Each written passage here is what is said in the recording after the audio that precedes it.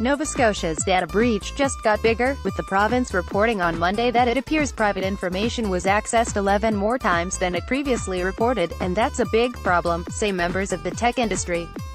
The Nova Scotia government says that the 11 instances of additional, unusual activity, and downloads from its Freedom of Information and Protection of Privacy (FOIPOP) website have been referred to police as both law enforcement and the government continue to investigate how the private information, including social insurance numbers, birth dates and personal addresses, were accessed. No new individuals have been impacted, said Patricia Arab, Nova Scotia's Internal Services Minister on Monday. As we were going through things with a fine-toothed comb, we found that there were more downloads that took place with the same information. Read more. More instances of unusual activity found on NS Freedom of Information website. Even Don Tremont, a software engineer and security researcher, says the new breaches are a clear indication the province jumped the gun when it reported the breaches on April 11. The best assumption I have is that they have gone through and had to look at every one of these documents to find out which ones were actually supposed to be public and what wasn't, and it took them this long to do it. Don Tremont on Monday, it's pretty clear when the province went to the police with the information that caused a teenager's house to be raided that they didn't have all the information. They didn't know what had been taken at that point or how many people accessed it, he said, referring to the arrest of a 19-year-old linked to the original breach who told the CBC that his arrest had been carried out by approximately 15 officers. The decision to charge the 19-year-old has been heavily criticized by the tech community in Canada, saying the police overreached for something that is a common action in their field. A crowdfunding campaign, backed by many in the tech field, has now raised $12,865 for the teen's legal defense, which will be headed by privacy lawyer David Fraser. Watch NS.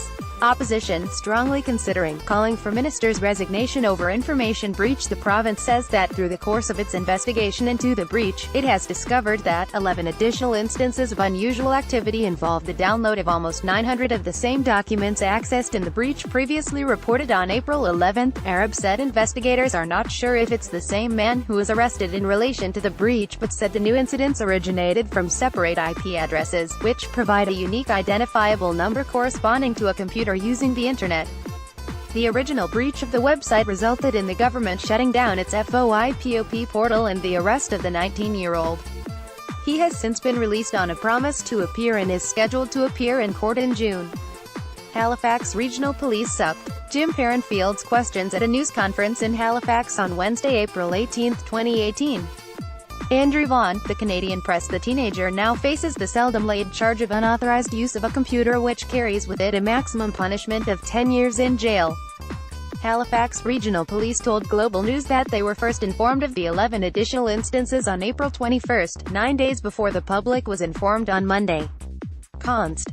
Carol McIsaac, a spokesperson for the police, said that they would not be commenting on possible suspects and noted their investigation is ongoing.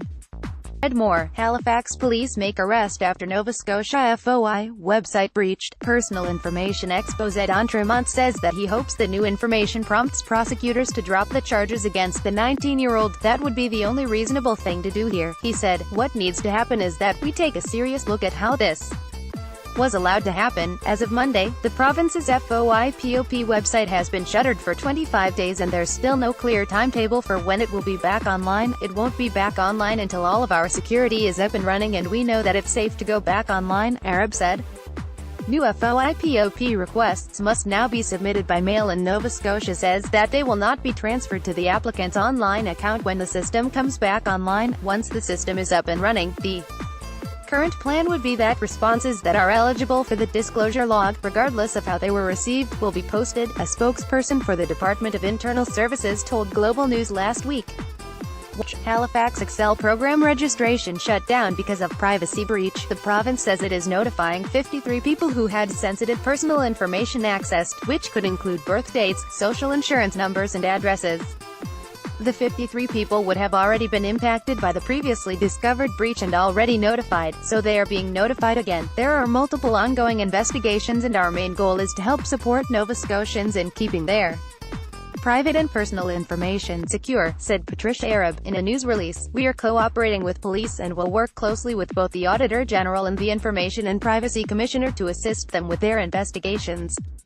We want to make this right and we want Nova Scotians to once again have confidence that their information is secure. Asterisk with files from Natasha Pace and Rebecca Lau. Copyright 2018 Global News, a division of Chorus Entertainment Inc.